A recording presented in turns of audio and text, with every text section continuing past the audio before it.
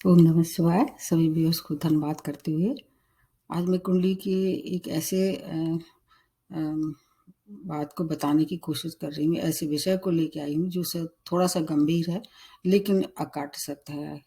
जीवन और मृत्यु दो ऐसे सत्य हैं जो आज तक किसी को समझ में नहीं आए। उनके रहस्य बहुत गूढ़ होते हैं और हर एक अपने अपने हर एक व्यक्ति, हर एक ज्योतिषी या कोई भी साइंटिस्ट या जो जिस विद्या में माहिर होता है उसके आधार पर बताने की कोशिश करते हैं। तो एस्ट्रोलॉजी के हिसाब से मैं आपको थोड़ा सा बता सकती हूँ अपनी जितनी मैंने नॉलेज की है। ये जरूरी नहीं कि मैं जो बता रही हूँ पूरी तरह से सत्य हो, ये केवल अनुमान भर होता है। ज्योतिष संभावना का विषय है। तो देश काल और पात्र के अनुसार जन्म और स्थान और मृत्यु का निर्धारण कब होगा, कैसे होगा, वो तो केवल एक सुप्रीम पावर ही है, वही समझ सकता है। आज भी कुछ ऐसे क्षेत्र हैं या आज भी कुछ ऐसी चीजें हैं जो उसने अपने अंडर की हैं, जैसे जीवन, मृत्यु, लाभ, हानि, यश, अपयश। ये सब आज भी कोई सुप्रीम पावर है और उसमें ज्यादा कोई छेड़खानी नहीं कर सकता है, लेकिन कोशिश करने में कोई बुराई नहीं है। इसको पूर्णतः सत्य नहीं माने और कोई क्लेम नहीं कर सकता इस बात को कि जो मैंने कहा है वो सत्य है और अगला आदमी इस पर पूर्णतः विश्वास करने के लिए बाध्य नहीं है। तो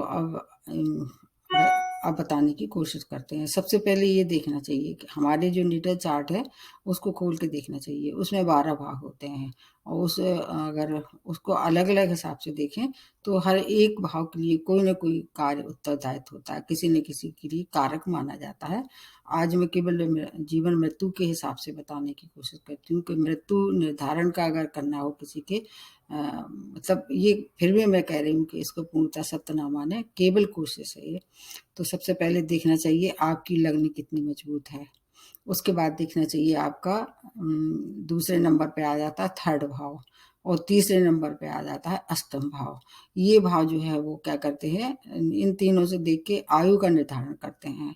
अब इसके साथ साथ आप लोगों को ऐसे लग रहा होगा कि वैसे तुम्हारा भाव जो होते हैं सेकंड और सेवेंथ होते हैं और ट्वेल्थ को हिसाब से भी अगर देखें तो ये मारक भाव है।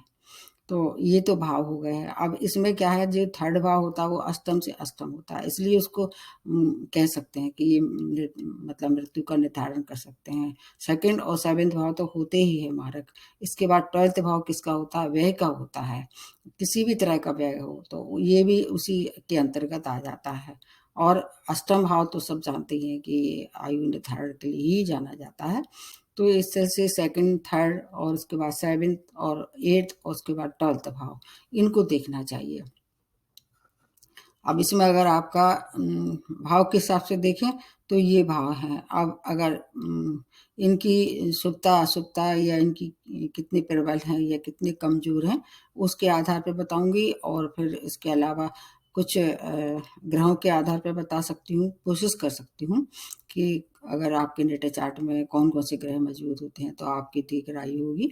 और उसमें अगर आपका भाव के हिसाब से देखें तो प्रथम मतलब लग्न, तीसरा और इसके बाद अष्टम अगर ये स्ट्रांग है तो आप ज्यादा आयु के होंगे।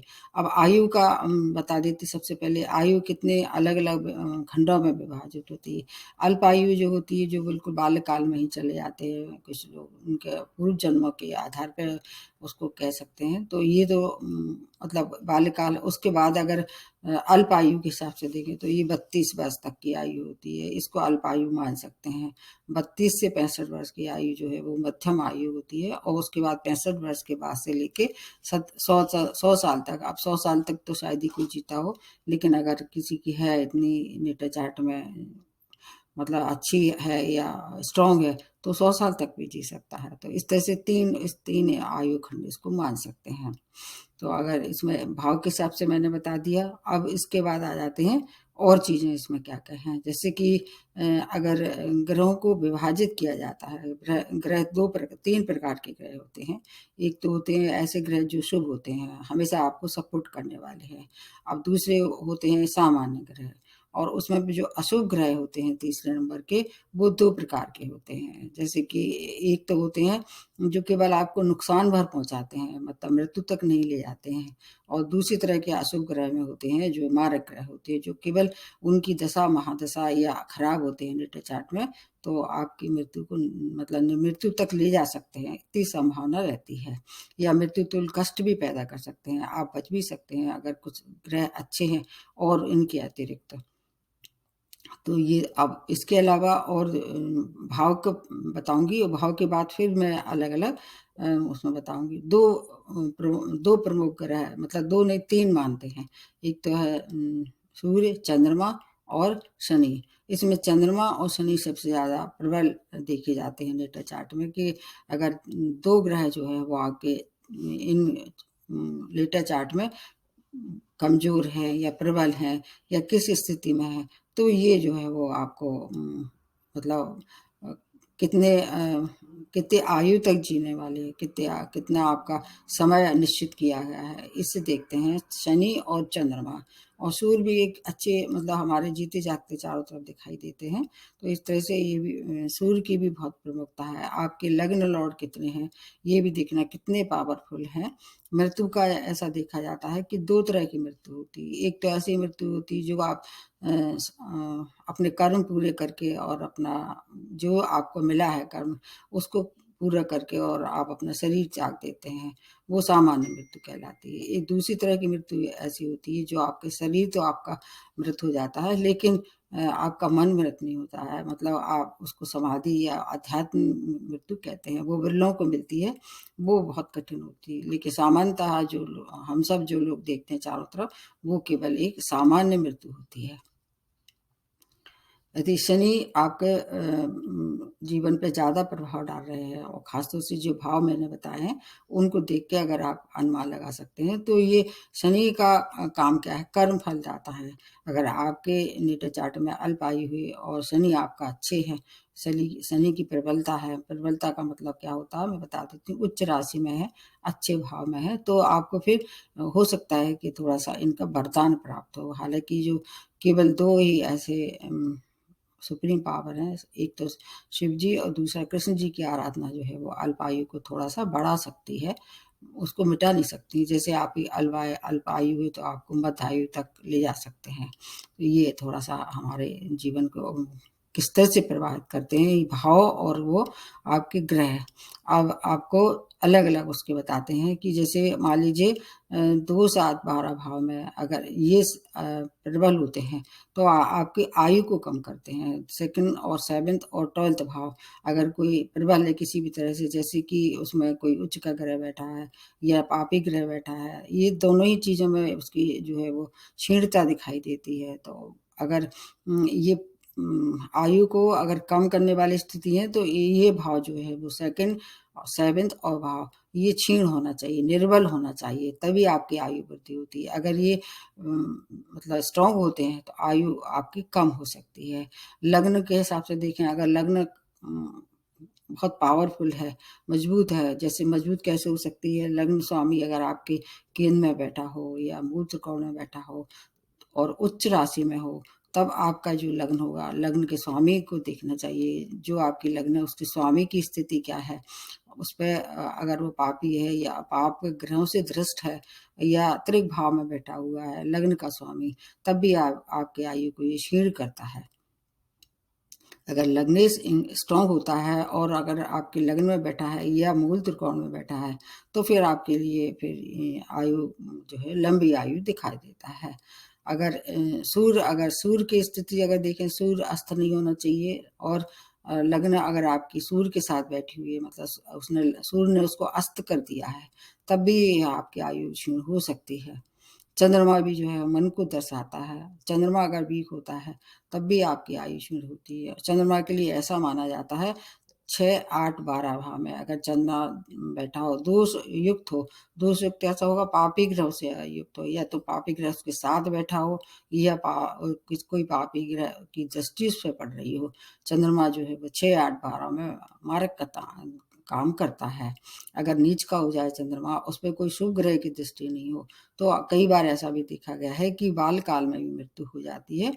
इसको बाल अष्ट योग से नाम से भी जाना जाता है। ये बात निश्चित है। अगर उस पे किसी शुभ ग्रह की, जैसे शुभ ग्रह में क्या कौन आ जाते हैं, शुक्र आ जाते हैं, बृहस्पति आ जाते हैं और बुध आ जाते हैं।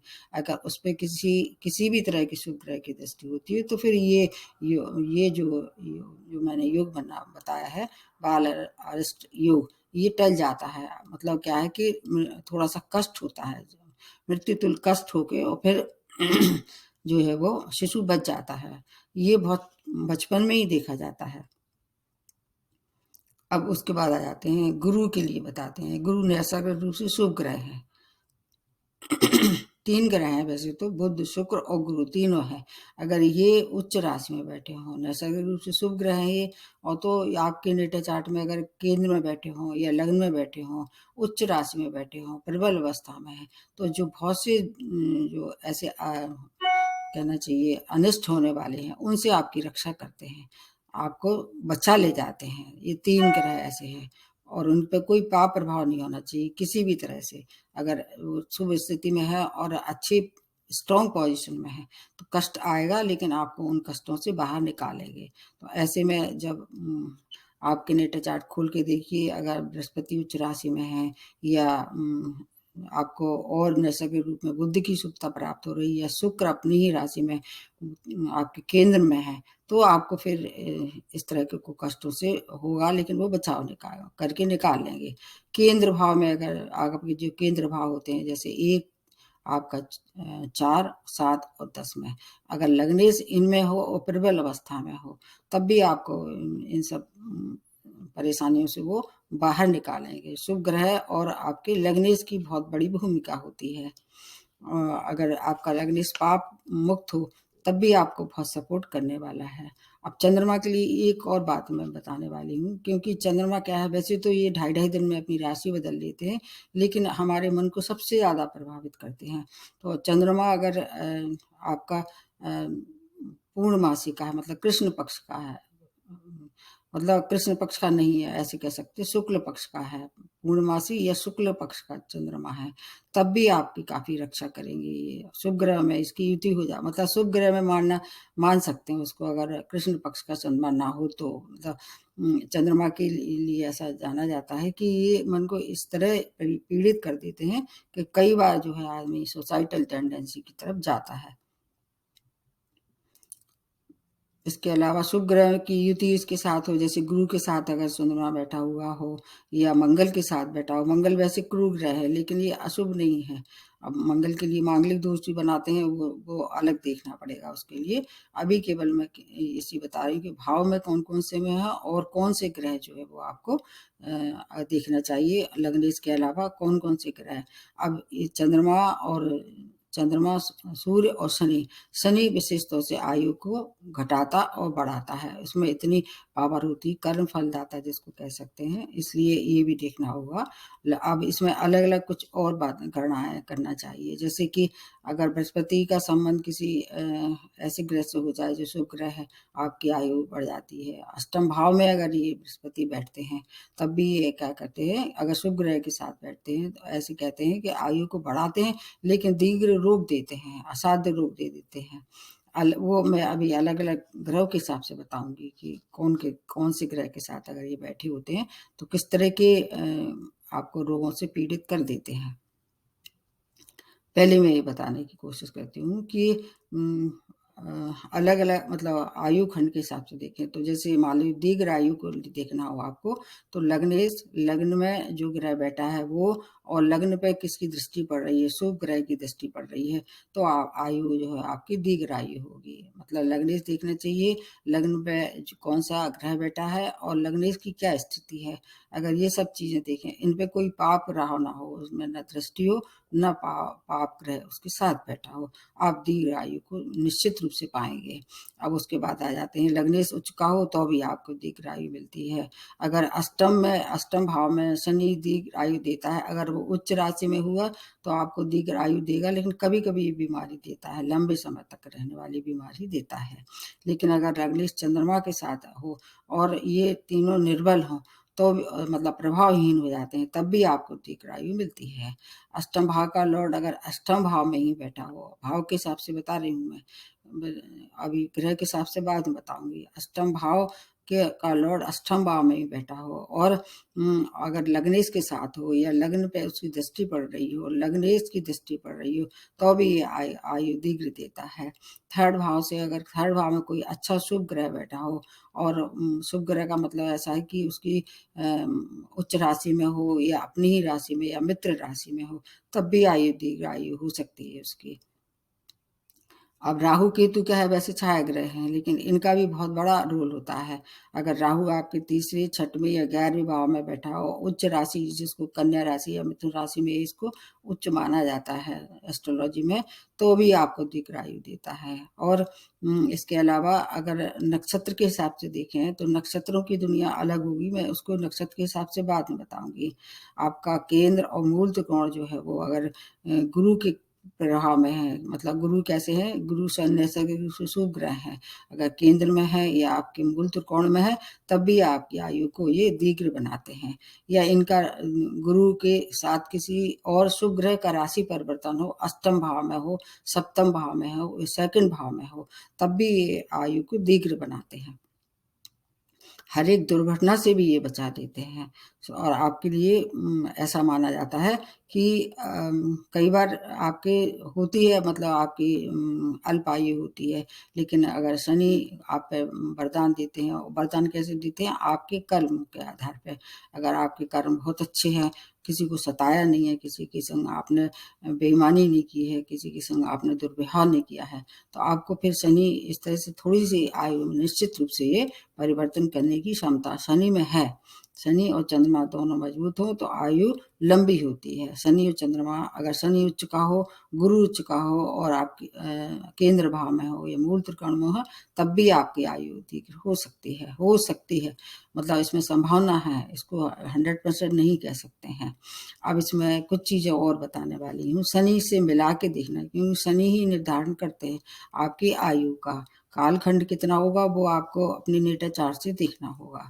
सबसे पहले अगर शनि का संबंध आपके नेटा चार्ट में सूर्य से हो जाए, तो आप फिर इस समय और ग्रह अगर आप उनमें शुभ ग्रह की दृष्टि ना हो, आपको और ग्रह सपोर्ट नहीं करते हो, तो आपको तत्काल किसी भी तरह से ऐसा देखा गया कि आयु मतलब कम होती है और तत्काल मृत्यु के योग दिखाई देते हैं।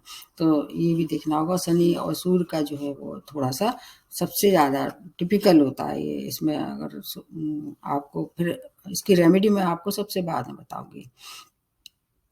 और इसके अलावा अगर शनि के साथ बुध चंद्रमा और बुध से अगर संबंध हो जाए, तो आदमी को लंबी बीमारियों के बाद मृत्यु होती है। वो जो भाव मैंने बताया वो तो देखना ही देखना है। इसमें एक बात ये देखनी है कि आयु तो लंबी होती है, लेकिन मानसिक रोगी हो जाता है वो। और इसके अलावा अगर शनि का संबंध जो है वो केतु या मंगल से हो जाए, तो आदमी दुर्घटना का या सर्जरी होती है उसके जीवन में निश्चित रूप से 1-2 बार, और कई बार ऐसा होता है और ग्रह सपोर्ट नहीं होते, तो उस दौरान दुर्घटना या सर्जरी के कारण ही मृत्यु हो सकती है। अगर बृहस्पति के साथ किसी भी तरह संबंध हो जाए शनि का, जैसे कि मान लीजिए बृहस्पति नीच राशि में हो जाए, जो कि मकर राशि में नीच होते हैं, और शनि भी आपके सपोर्ट में ना हो, तो असाध्य रोग हो जाते हैं, जैसे हेपेटाइटिस है, कैंसर है, उसके बाद फिर मृत्यु होती है। शनि का संबंध अगर राहु से हो जाए और ग्रह की दृष्टि ना हो, शुभ ग्रह की, जैसे कि गुरु हैं, और आपके कई बार चंद्रमा को भी शुभ मानते हैं, ऐसा नहीं कि चंद्रमा हमेशा खराब होता है, तो इसलिए अगर उन पे कोई शुभ ग्रह की दृष्टि हो जाए तब तो ठीक है, अन्यथा राहु के साथ मिलके सुसाइडल टेंडेंसी का भी ये निर्माण कर सकते हैं। तो पापी ग्रह, नीच ग्रह जो है वो उनकी दृष्टि काफी मायने रखती है, और शुभ ग्रह की दृष्टि ऐसा कहा जाता है, बृहस्पति, शुक्र और बुध ऐसे शुभ ग्रह हैं जो उनके अगर अशुभ ग्रह पे उनकी दृष्टि भी पड़ रही है तो उनकी अशुभता कम कर देते हैं। तो ये बहुत बड़ी बात होती है, ये भी देखना होगा कि आपके बृहस्पति या शनि उच्च राशि में है और केंद्र में है, तो फिर आपको फिर घबराने की आवश्यकता नहीं है। अगर आपके ऊपर संकट आएगा भी है तो ये उससे बाहर निकाल देंगे। अगर आपकी जैसे लग्न के स्वामी को देखना ज़रूरी होता है, मैंने बता ही दिया है आपको।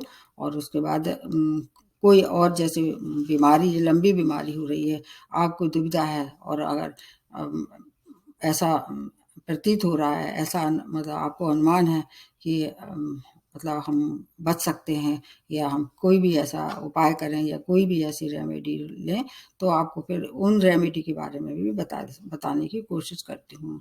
जैसे अगर मान लीजिए आपके नेटा चार्ट में ये संयोग बन ही रहा है, तो आपको एक तो मैंने बताया कि शिव की शरण में जाएँ।